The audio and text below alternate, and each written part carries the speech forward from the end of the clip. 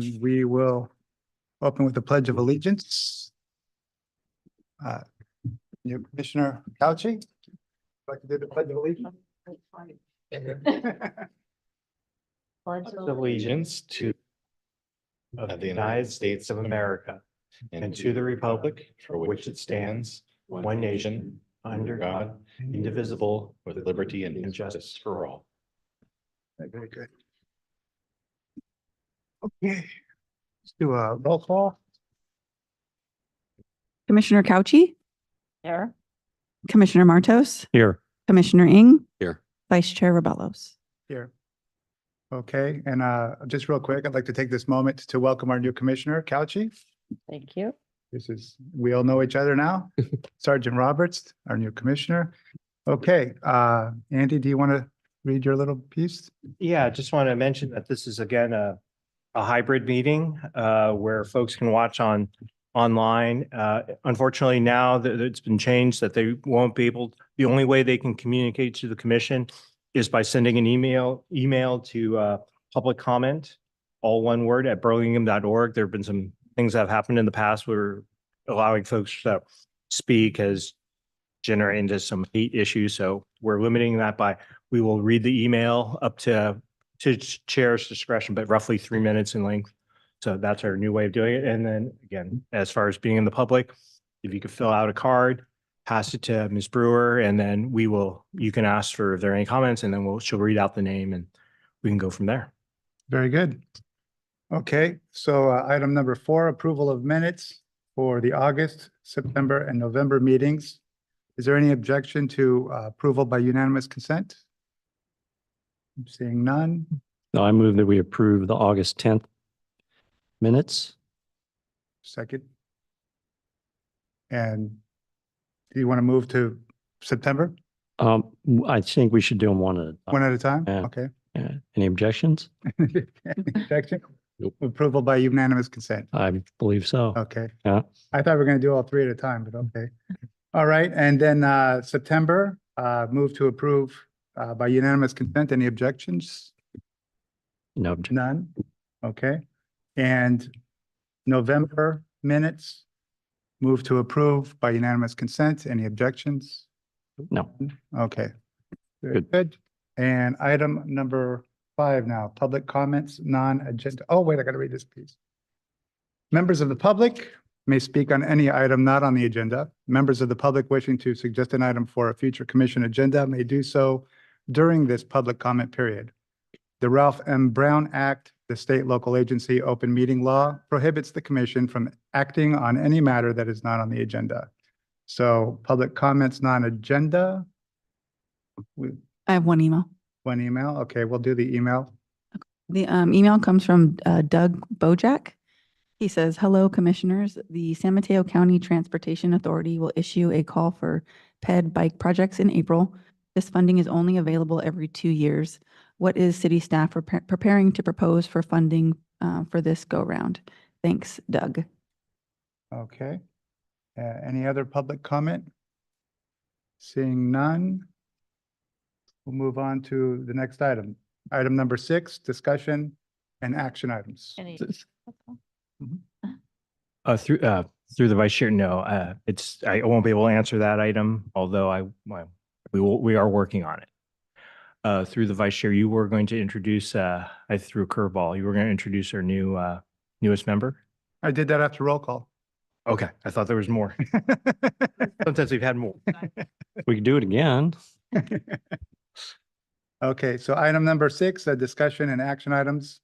Should we go in this order, or do we want to, I guess we can start with the downtown Burlingame. Sure. Item A, okay. Thank you, Vice Chair. Just want to point out downtown pedestrian enhancements. There we go. This is just an effort formed by the Downtown Pedestrian or Safety Committee with former Commissioner Lee. We walked the downtown and we pointed out some locations that we could enhance the pedestrian facilities there. And again, to try to get these done sooner, a lot of these enhancements are limited to quick build items. Quickly go over some of that, what we're looking at. And again, staff will plan if we received some minor comments. Our plan is to implement this and include it into our work plan, or as we go through during the year, we may be able to chip away some with our corporate arts staff.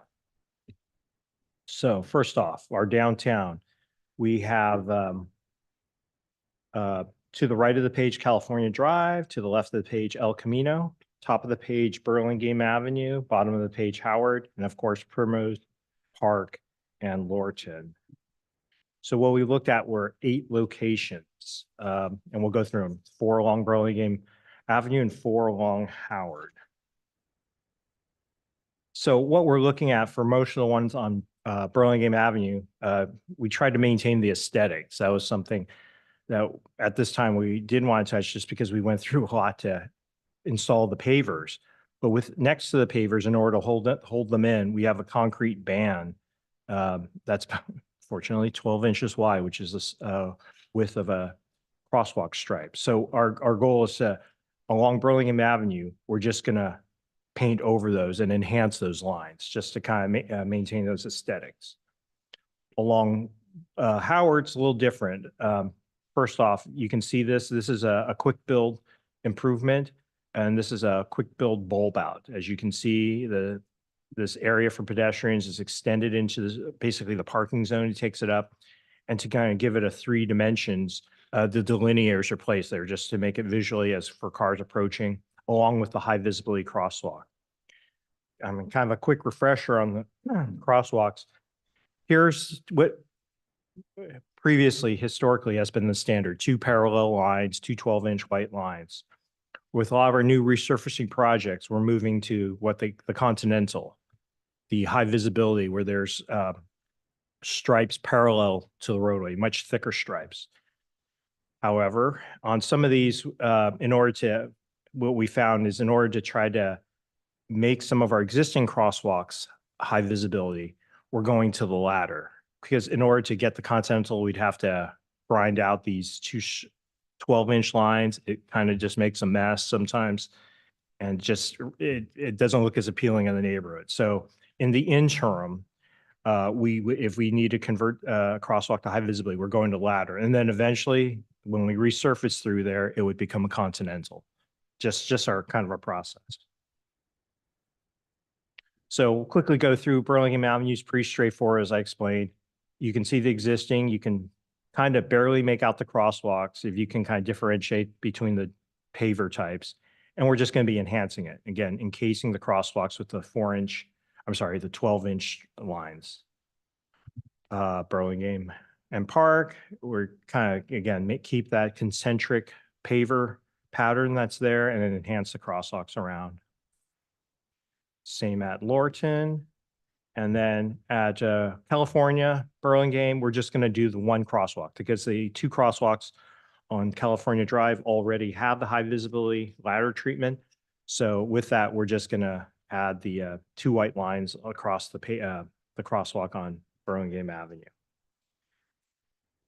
We start changing a little bit on Howard. As you can see, Howard, we're going to convert the standard crosswalks into the ladder. So that's high visibility at this always stop intersection, which is also something we're trying to achieve. So as you approach and you see a crosswalk with high visibility crosswalks on all approaches, typically we're trying to make that an always stop. That way it's visibly, hopefully people get used to it, but that's our goal. We have a traffic signal here at Park and Howard, but again, the same type of treatment. As you approach it, you know you've got a signal here. So, all right, our biggest changes are, again, Lorton, Howard, high visibility crosswalks on all 4 approaches, and then on the east side, we'll be bulbing out that section. This section was selected because, if you remember, if you go out there further down off this page on Lorton is the parking garage, something we've talked about a lot. So this, again, will minimize the crossing distance that folks have to go. And again, this is the direct line going across.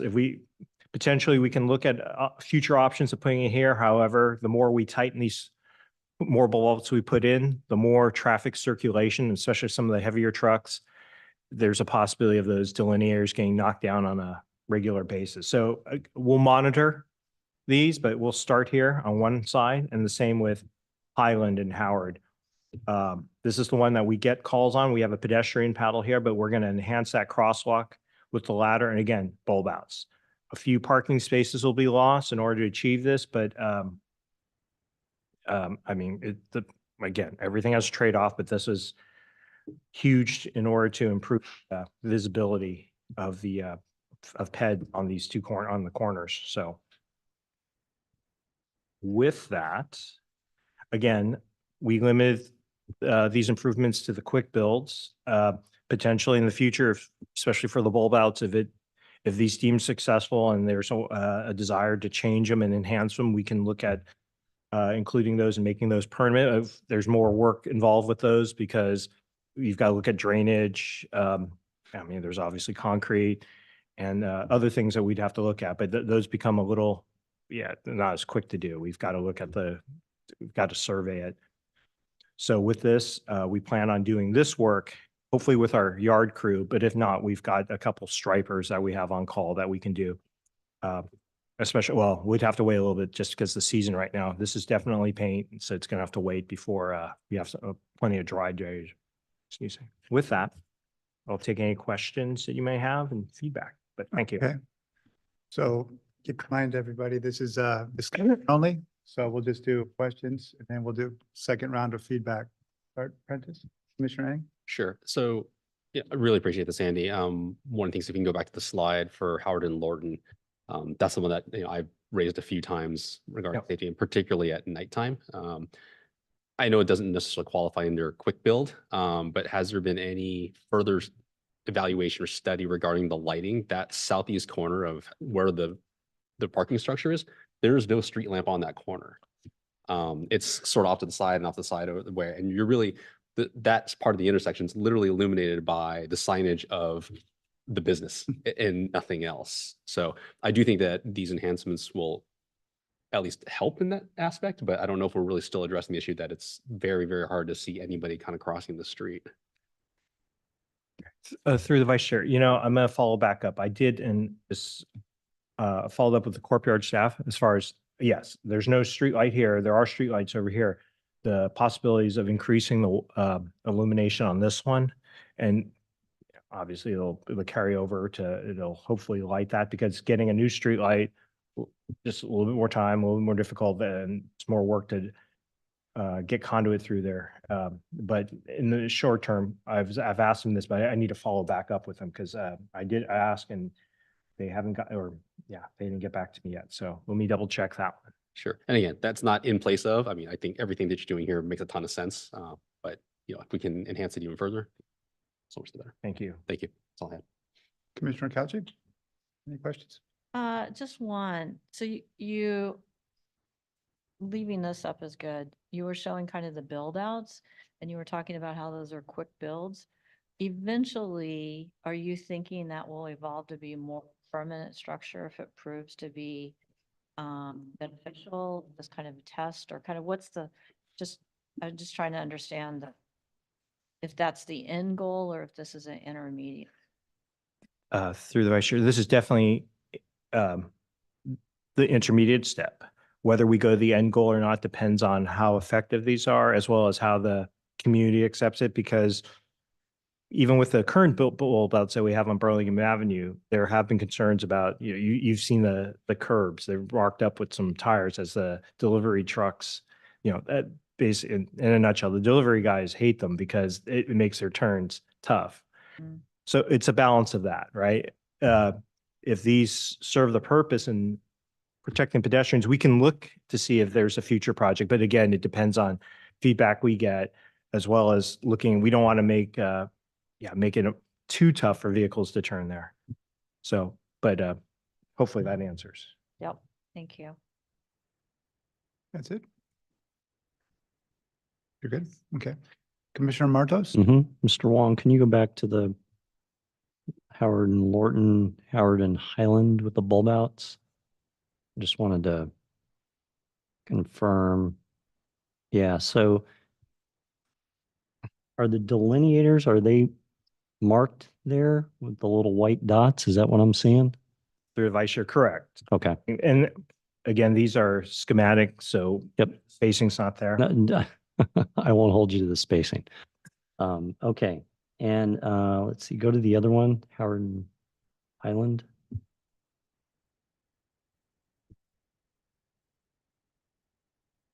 Okay. And maybe you said it, but the reason that there's not all high visibility crosswalks in that intersection is why? This intersection is only stop controlled on the side streets. It's not an always stop, and we're trying to get into practice, and we'll see how it goes. Where signalized intersections and then always stop control have the high visibility on all four approaches. Okay. Just trying to make the intersection pop a little bit more and be kind of, if you want to call it, standardized. So you wouldn't put high visibility on the east crosswalk or the north or south crosswalk? And I think on this one, we prefer, we could look at it there, but I think the goal is we didn't want to put it there because this is the one we'd rather folks cross on. Okay. But this one, just because if you look at this one, and that's the concern with this intersection, is there's such a short coming off the signal. Yeah. Okay. Good. Anything else? No, that's it. So I just have one question, and on the Burlingame Avenue and Park, it was never anything more than it was mentioned a couple times, but the thought of doing a scramble there, is that Through the, vice chair. So I guess folks can, a scramble is typically associated with a signalized intersection where there's actually signal heads for pedestrians on we'll call it the 45 on the angle. So you could see it there. This is a always stop controlled intersection. So not yet. If this ever became signalized, that would be an idea. But yeah, I see your point. People do that already. They'll go from this corner and cut across to this corner. But yeah, it's not appropriate to put a scramble here, although yeah. Yeah, and then Park also gets closed. It has those temporary, those. Yep. They'll close it for farmers market as well as any other thing that happens on Park. They usually close it off here. So in essence, it does act as a scramble at some point. And then the summer we had the street closure where, well, the whole street's open to it all then, but. Okay. Thank you. So move on to comments. Commissioner Ing, any comment? No. Commissioner Gauchi, No. Commissioner Martos? I approve. I like it. No, I think it's really going to help in the downtown area, especially on Howard. Yeah. Near Lorton and Highland. That's a really, I don't want to say dangerous, but that's an area that needs some attention. Yeah. And the streetlights will help tremendously if we can get those in as well or adjusted. Okay. Have numbers on the incidents on those corners Through sure you're looking for collision. or just any type of incidents? Do we have that on those corners? We do. We have traffic. Tim's at Berkeley takes all the collision data and they just probably for the entire Bay Area, but we can find it up for a 10-year period, but it only goes right now to 2022 back to 2012. So we can look at that period, but yeah, we can look at it. It's good to see how these improvements really help us reduce Sure. numbers. Sure. It won't capture obviously the ones that, something maybe occurred or someone walked and someone then stepped back onto the curb. It's only going to catch Right, reported collisions. true. Okay. Any public comment? I have no emails or hands raised. Okay, seeing none. We will move on to item 6B. Through the vice Nope. chair, before you close off that one, just want to point out the one member of the public is our engineering technician that created was able to make all the layouts. So this Oh, Mr. Kyle Ting, just wanted you to introduce another staff member, but You're hired. Nice job. Thank you. Thank you. Thank you. I like the bulb out.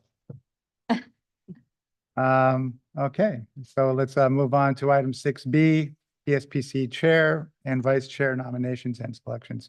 One question, are we going to have public comment on this item? I imagine it's on there. You can open a public comment. But yeah, I mean, Should I do it ahead or before or after? I mean, you could, I mean, technically we have to have public comment, right? you should probably, Open it. We could do it first. but they really have nothing, I guess.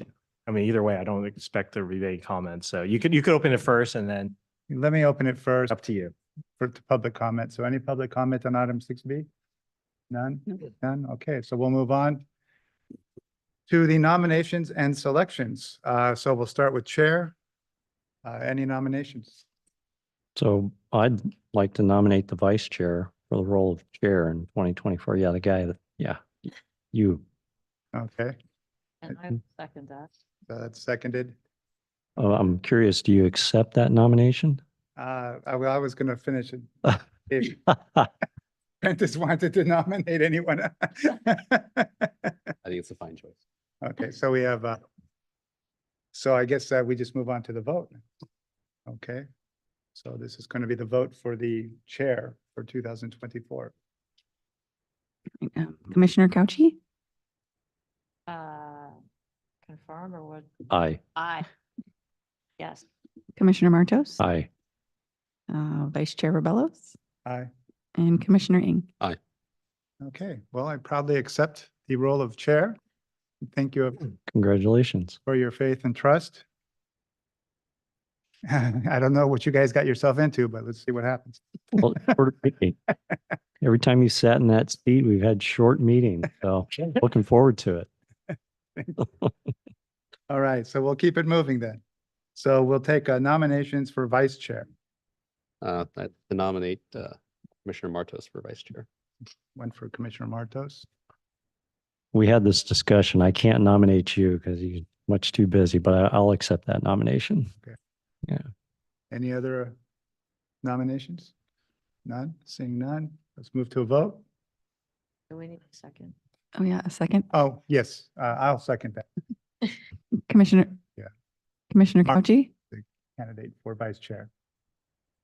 Commissioner Couchy, Aye. Commissioner Martos, Aye.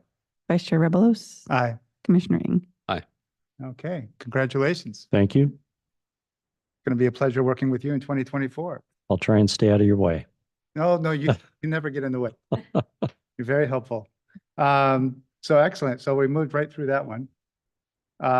So we move to informational items, item number 7A, public comment related to informational items. Any public comment? I have no emails or hands raised. Okay, excellent. Seeing none, we'll move on to item 7B, community group updates. Who would be making, I don't think we have any updates. okay, Nobody thank you. in the Zoom meeting. And so we move on to item 7C, engineering division reports. All right. Well, I guess I could say it now. Thank you, Chair Rebellos. Just giving you the engineering updates we have for you this month, and this is one that was requested by the chair.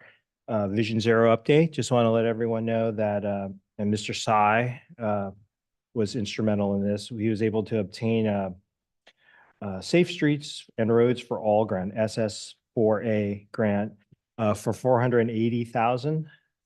And with our local match of 120, that'll give us a $600,000 towards the Vision Zero program that we are currently working on. So hats off to him. And then for additional information, he provided the link. But yeah, hopefully that'll allow us to continue to get other grants as well as reduce collisions for both for the multimodal users. Give you an update on a couple projects that we are working on. Aux Central traffic calming. The update on this, we had a November community meeting. It was through Zoom. It was pretty well attended. I think we had the assistance of the mayor rounding up folks for that meeting. So we're currently with our design team reviewing the comments, and what we hope to do is come back out to the community at a in-person meeting, probably at the community center, which you will definitely get the invites to, just so you get to see it. And the idea is to bring that once we show them the concepts, we get how the community, get them to weigh in on it, and then we'll bring it here and then kind of finalize it before moving it forward to council and hopefully getting it constructed. Murchison, Truesdale, Davis, bicycle improvements. The public survey, hopefully most of you got to participate in. It's now closed. We're going through all the information on that, sorting through that, and similar process to Occidental. We plan to go back to the community with some options based on those, a lot of the feedback we got. And again, people will we'll say vote on it, but there'll be a way to mark which improvements you prefer. And then we'll bring it back to the commission. So another community meeting and then to the community. So a couple things to look forward to this year. Bike Boulevard's update, phase 1. So with this project, we finally got a contractor aboard. Council's approved the contract. And obviously they're not starting this month. The weather, the hope is in February, we get some dry times and they can start implementing some of this work. As I think we've asked, or we've heard previously, the stop signs at Carmelita and Paloma will be installed as part of this. They were always part of this project, so they will be getting in shortly. The quick build pedestrian improvements, again, we've got a couple projects that are all lined up similar, but this is the same thing. Contract has been awarded by council and we're waiting for February to start this. This is the one where we have multiple pedestrian locations throughout, where we're putting RFBs, the flashing beacons at a handful of locations, and then doing similar to what you saw here, striping, a lot of bulb outs. You've seen it before. So that's going to be a much larger scale, not just focus on the downtown, but throughout the city. And this is something Miss Leisha Mai, when she was still here, was working on. So it's trying to cover, and if you go through the Bike Ped Master Plan and look at these locations and compare, quite a few of them get checked off. So this will put a big dent in that list. So, sorry. Have there been any questions on the ones that I mentioned? I just have Sorry, one I question. should have asked. Okay. So on the $480,000 for the Vision Zero, which is fantastic, by the way, is that going to be used for doing the design work and the RFP, or is that also money that'll get to go towards implementation? And I may have to get back to you on that, because I believe it's just for the program, the document we're creating ourselves. But I will check with Mr. Sy and get back to you on that. And unless one of the subcommittee members is any more informed, but okay. Okay. Any other comments, questions? Okay, we can carry on. Sorry, I'm just jotting No worries. it down.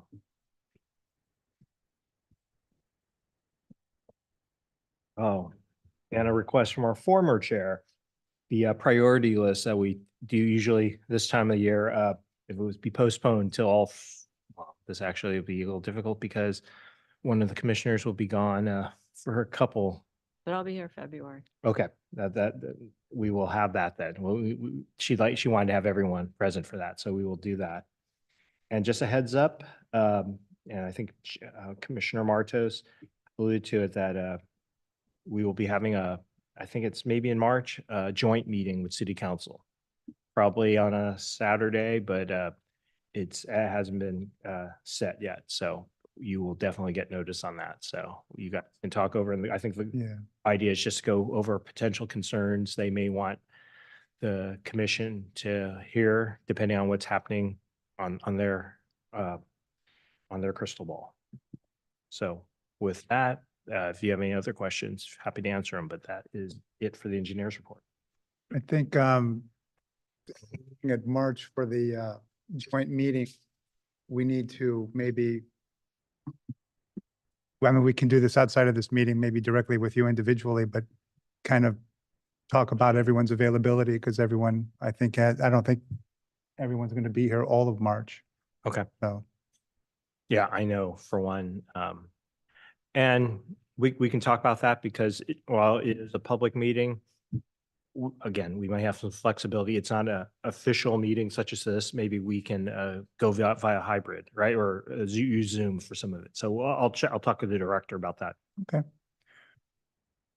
Is that it for their engineering report? That is it. Thank you. Okay, thank you. Very good. Any questions or comments from fellow commissioners? No. Okay, item 7D, Sergeant Roberts, Police Department report. Excuse me. Thank you very much. Good evening. So I have 2 months of collisions to report on, and I'll do each separately. Starting with the month of November, there were a total of 16 collisions reported. The collisions that occurred on private property or hit and runs where no cause could be determined, or those caused by DUI are not part of this report. So of the 16 collisions, 11 collisions were with another motor vehicle, 2 collisions were with a parked motor vehicle, 2 collisions were with a fixed or other object, and 1 was a non-collision. Collision factors, the most common factors were right-of-way violations, unsafe turning, and speed. And then I have my list of collisions that was provided for you for the month of November, and I selected a handful of specific ones that I felt might be of interest. And you're welcome to ask any questions about others that you need more clarification on. You'll notice that this particular month, there were several collisions that occurred along El Camino corridor. There were 3 that were left turn right-of-way violations. So starting with the first one, case number ending in 2858. This was regarding a vehicle traveling southbound on El Camino, approaching the Ray Rosedale intersection.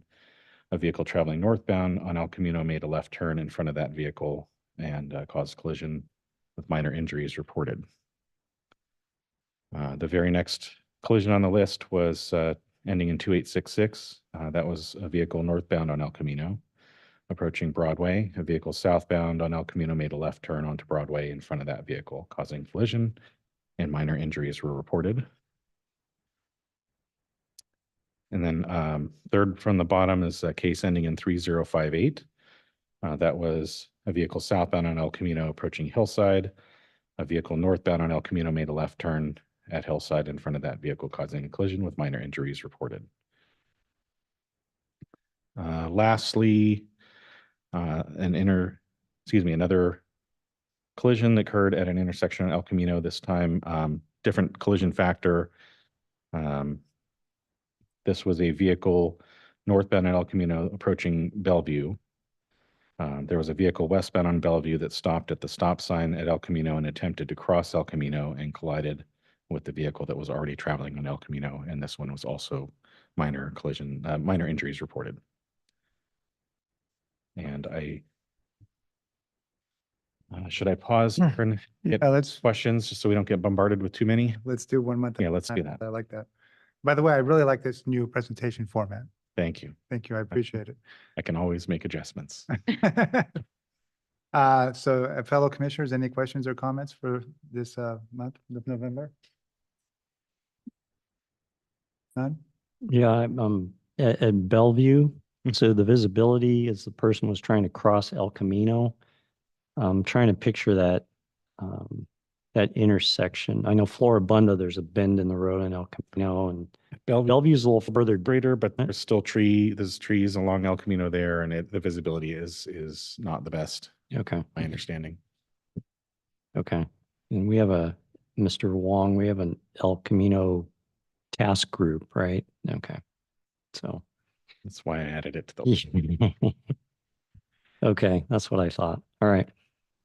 Okay. I don't have any other questions on this page. So the only comment, I just have a comment. It's sort of an inquiry, but also a comment, but I've noticed, and I think my fellow commissioners, Vice Chair Martos, probably, we've been here the longest now of the 4 here. El Camino Real and Ray comes up a lot. And I'm wondering, and it seems to typically be attached to left turns. but I know that even, I've had some close calls there. Commissioner Ang, you comment? No, I was saying through the chair, actually, that was gonna be one of my, one that I would query, but typically it's those that are on Ray or Rosedale turning on to El Camino. Hmm, So as soon as that light turns, you'll have a lot of people that are going, I guess, eastbound on Ray towards Rosedale. As soon as the light turns, they'll just turn hmm. and the oncoming traffic will, collide with them. So this seems a little bit different because it's just on El Camino itself, turning on to Ray rather than the other way around. So Hmm.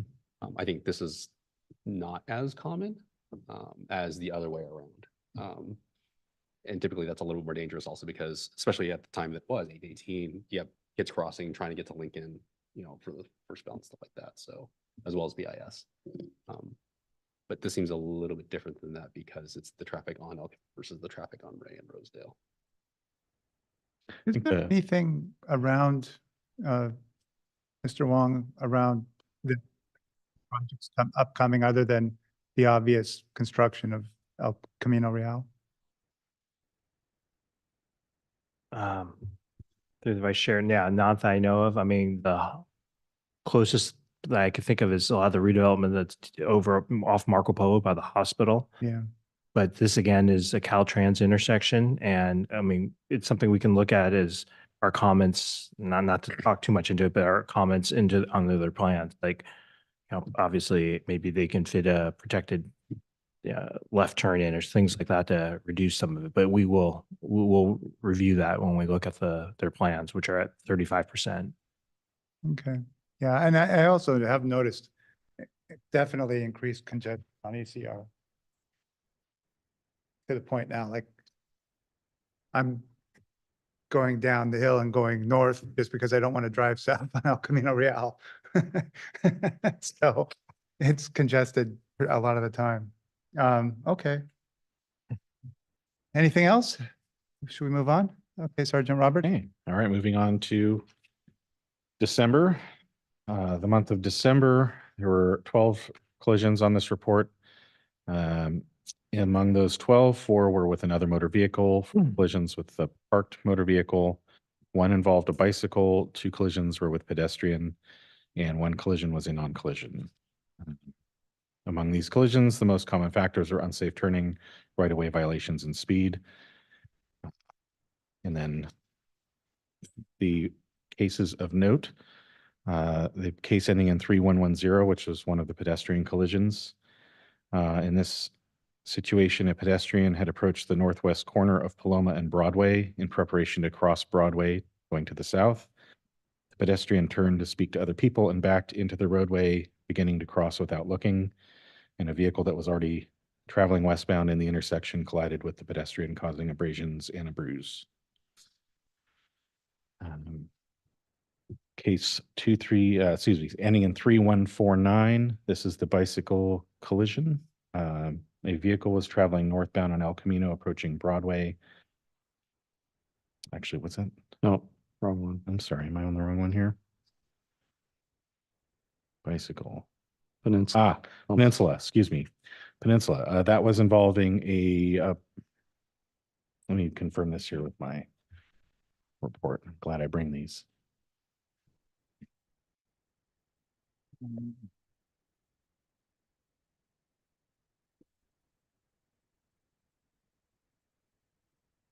No.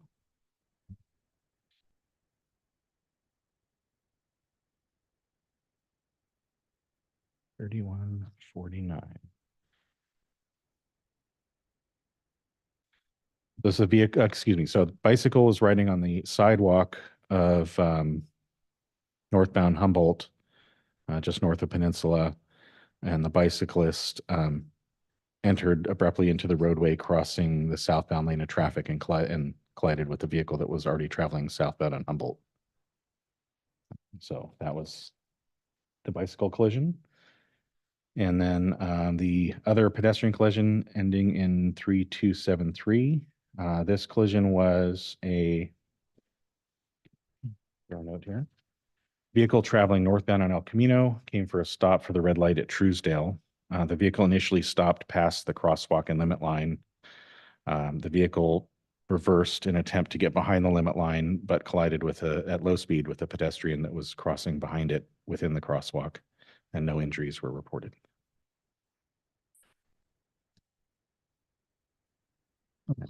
That's it. That's, I'm glad you, so I'll just go ahead and comment first and then Mhm. you can take comments and questions from the other commissioners. I just wanted to say, I'm glad you brought up Broadway and Paloma because when I looked at this earlier today, I was like, how did the pedestrian get a citation or violate the? So I understand now they were standing there. So one question for Mr. Wong is Broadway and Paloma is slated for some changes. What are those changes? That intersection? Through Chair, as we pointed out, I think in October where we presented it, we're going to go through and change the signing to be pedestrian oriented, right? Some of those signs are going to come down just to make the focus pedestrians. The ultimate goal would be to put flashing beacons at each of those intersections, but however that, we'll either wait for grant funds or we'll program it, but the idea now is just to swap out many of those signs and get those in as soon as we can.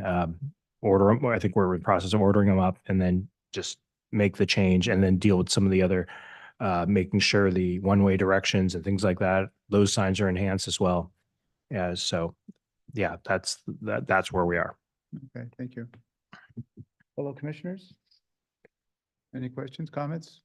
On paper? Maybe just general, actually, it's more of a general question. Just out of curiosity, in your estimation, Sergeant Roberts, have there been more incidents reported or otherwise that you're aware of involving e-bikes through the city? It seems to be much more prevalent and not exactly done in the safest way, kids without helmets right on the street, at high speeds in residential areas, but just curious if there's any observations from the force on that. I think in the last year, we've maybe more during the warmer months in the summer, we've seen several e-bike incidences that were part of the collision reports, but fortunately, it's not an extreme rush. But I don't want to have that be like a false sense of security because they can be a great mode of transportation, but they also are a much different animal than a standard bicycle, and a lot of responsibility comes with riding the e-bikes on the roadways. And then I definitely notice no e-bike incidences the last several months when the weather's been not as good, it would seem, but I guess. Appreciate that. Thank you.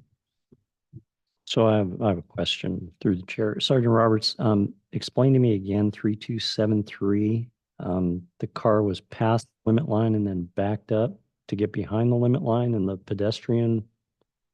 crosswalk's in front of the limit line, right?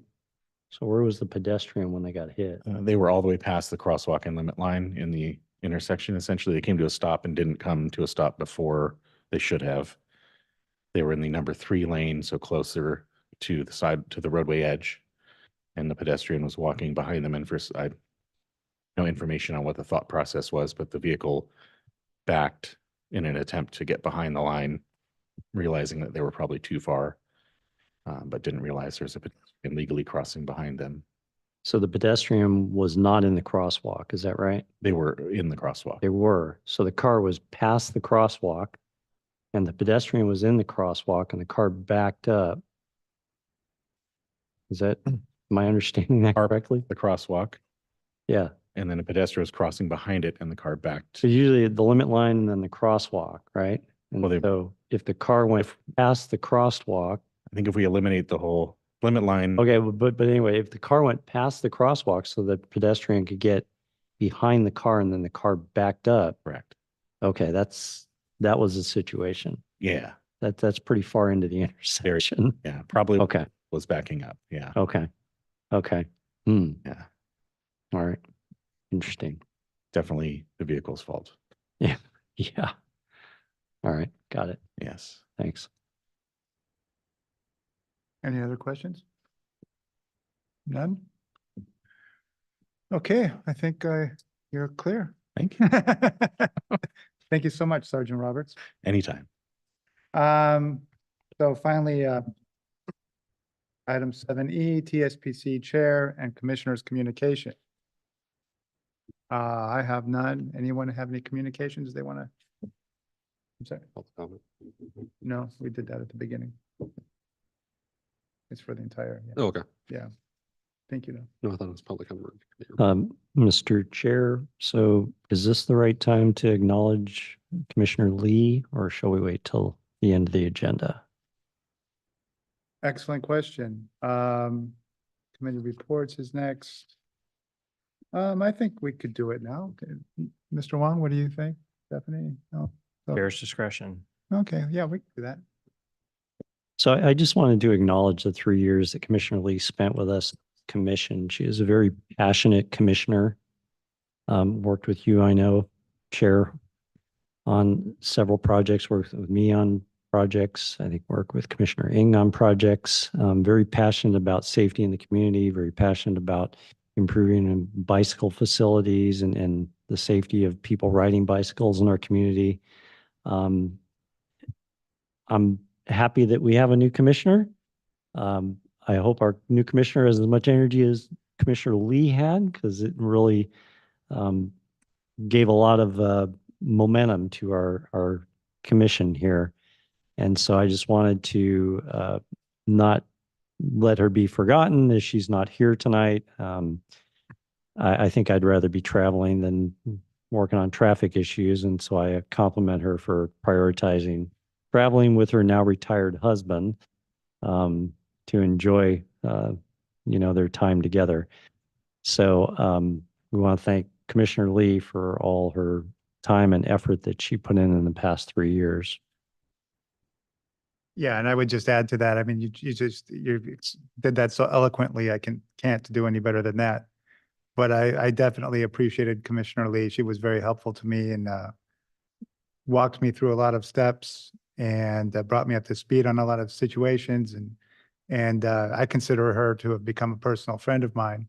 So I wondered if she might show up at the meeting, but I didn't know. But absolutely wonderful person, and certainly present company. This is not a reflection on present company, but I will certainly miss working with her. Okay. Okay. Anybody else? Any comments about that or?